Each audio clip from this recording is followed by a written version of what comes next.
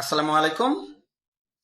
আমার মাথায় না আসলে একটা কথা ঢুকতেছেই না, সেটা হচ্ছে হাদি ভাইয়ের যে হত্যার বিচারের জন্য পুরো বাংলাদেশ সহ পুরো পৃথিবীর মানুষ এই যে যে দাবি জানাচ্ছে হাদি ভাইয়ের হত্যার বিচারের জন্য, বাংলাদেশ সরকার কি করতেছে আমার মাথায় না কিছু আসতেছে না।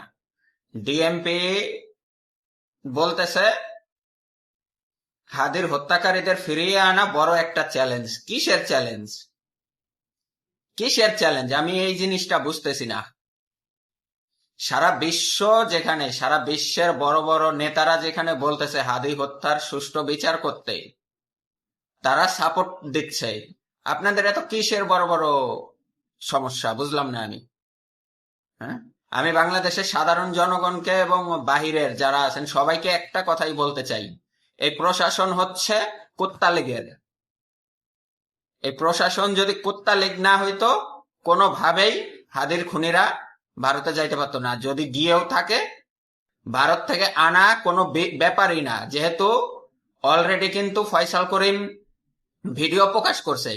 তারপরেও আপনারা বুঝলাম না যে কি করতেছেন। তারপরেও আপনারা কি করতেছেন, সে ভিডিও প্রকাশ পর্যন্ত করতেছে, আপনারা কিছু করতে পারতেছেন না। তারপরেও আপনাদের বড় চ্যালেঞ্জ হয়ে গেছে। হ্যাঁ, আমি বাংলাদেশের সকল সাধারণ ভাই বোনদেরকে বলতে চাই, আপনারা রাজপথ ছাড়বেন না। এই কুত্তা লীগের মানুষজন প্রশাসনে ভরপুর।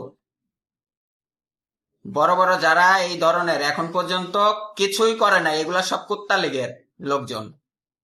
বুঝতে পারছেন? আপনারা ভারতের যত রকমের ব্যবসা প্রতিষ্ঠান আছে বাংলাদেশে সবগুলো ভেঙে চুরে ফেলেন, দেখবেন যে সব ঠিক হয়ে গেছে। ভারতে অলরেডি কান্নাকাটি কিন্তু লেগে গেছে ভাই।